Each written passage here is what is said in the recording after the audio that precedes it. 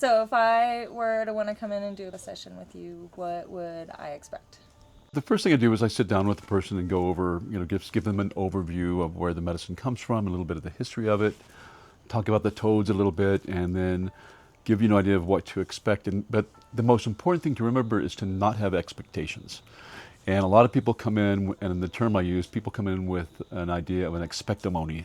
They're going to do this ceremony, they have these expectations, but I think that the most important thing to do with this experience is to come in just open-minded, no expectations, and really just surrender to the medicine, which is challenging. It's not always easy to surrender, but with this medicine in particular, I think of it as an intelligence that knows what you need. If you really surrender to it and trust it, it'll show you. After we have a little, kind of an overview, and I give you my little spiel, we have a ceremony space where there's usually 1 or 2 mats. And this is also, by the way, something that I encourage doing more on an individual basis. I know people out there who do group settings where they'll have a circle of people doing this medicine, but I think it's it's a very intimate experience. It's a very personal experience, and I think it's more effective just to have a smaller group of people or an individual. And so part of the tradition that comes from Mexico is for a person to read a prayer before they actually inhale the medicines. I accept that the peace I've asked for is already my reality. I accept the abundance I have sought already fills my life. In my truth. So we'll have a person hold the pipe. The pipe is a pipe that contains the crystallized form of the toad venom, and this is the organic raw toad venom. There's nothing synthetic. There's nothing added to it.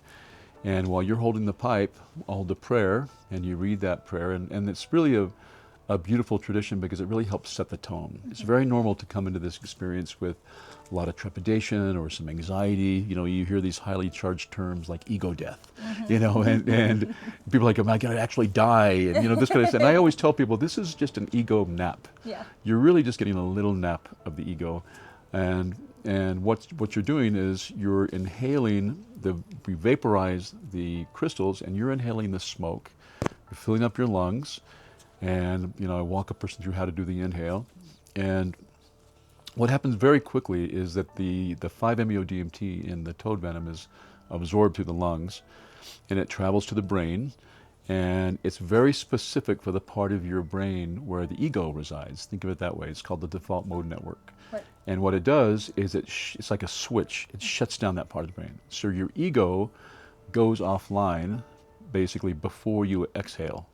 So it happens so rapidly, and the beauty of that is that it doesn't give you a lot of opportunity to resist. Right. You're not sitting there waiting for it to be absorbed. When's it going to kick in? It's a very rapid crossing that threshold. And most people, we encourage people to stand during the inhale because it allows, first of all, you have your chakras are aligned. It allows you to really be in that almost like an antenna between the earth and the sky. Right. And also you raise your arms to open up your lungs, and standing gives you optimal lung capacity. So when you're inhaling, you fill up your lungs, you hold your breath, it hits you quickly. Most people just fall right back in our arms. They melt into our arms. Some people describe it like going under anesthesia in a way, just kind of melting into it. And we lay you back, we put a blindfold, a cloth over your eyes to keep the light out, put a little blanket over you, and just send you on your journey. And what most people, and this is all very ineffable, it's very difficult to put this into words, but most people will describe is this really deep inner journey, very often very heart-opening, where you feel like you're just connected to oneness. You're one with the universe. There's no boundary between yourself and anyone else. And it's a state that we refer to as non-duality. Right. And many people in that state will describe it as very spiritual. Many people will come in, and the reason why this molecule gets the nickname the God molecule is because people will have this experience and they'll feel like they're connected to something very divine, like whether you want to call it source or God. People have different words for it, but there's something that you're connected to where your heart's open, and many people will describe feeling like they've gone back home to where their soul comes from. Yeah. So it's very much connecting to your soul, your higher self. In that first phase of the journey that we call the offline phase, it's really only about 10 minutes. And this is When we say offline, meaning you're really laying there on the mat, you should really be offline in the sense that you're not aware of the music in the background. Sometimes we'll drum or rattle to stir up energy, but you're really not aware of that. You're in this deep inner journey. And then after about 10 minutes, you start to come back online, and that coming back phase is usually about 20 or 30 minutes. So you're laying there on the mat, your awareness is gradually returning, you're starting to hear the music in the background, coming back into your body in a sense, and it's during that coming back phase where a lot of the real healing occurs, because that's when people will often release a lot of unconscious material. And it can be anything. It can be past trauma, maybe losses you may have had, past relationships, ancestral material, sometimes past life material. Anything that's really wired into your unconscious, the baggage that we carry as humans as we go through life, this gives it a chance to be released. And this is why this medicine can be so therapeutic for conditions like post-traumatic stress disorder, where people have carried on around trauma for many, many years, and it's just never been released. So that's an example.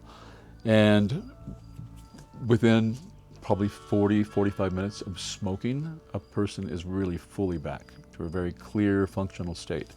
So it's remarkably brief, and it's very clean in the sense that people don't have a lot of hangover or downtime afterwards. Once you're back, you're pretty rapidly in a very functional state. People can drive, can go get a good meal, connect with nature. You're not in this kind of hours-long hangover state that can often be the case with other medicines. You're like, okay, can we be done? Right. So there's that. So that can be beneficial. Right. And then what we always tell people is to just be patient. Let it unfold, because a lot of the real benefits and a lot of the real downloads and insights come in the next few days afterwards. Right. When you come out immediately after the journey, you're going to feel this sense of this lightness, like something's been released or there's been this reset that people will often describe. Right. But you may not even know what to make of it. You may not recall much of the detail. You may not, recall anything specific. But many of the details will start to come back in the next few days. Yeah. And that's an important thing to keep in mind. What do you suggest for integration after doing one of those sessions? Well, we work a lot with integration specialists, and we have an integration packet that we provide with people, but the integration is just as important as the medicine. And what that means, and it's a very personalized approach. It can mean, for some people it's for the next couple of days connecting with nature. For some people it's journaling. For some people it's working with a specialist who really walks you through the experience and how to apply some of these new insights into your day-to-day life. Breathwork, yoga. Yeah, exactly. Yeah. There's different tools, and Right. One of the things that's really nice about this medicine is it often allows a person it's a gateway to other tools out there, whether Right. it's meditation, breath work. How to bring yourself back to that. Yeah. Using Mushrooms, using other plant medicines. Right. There's a whole toolbox of these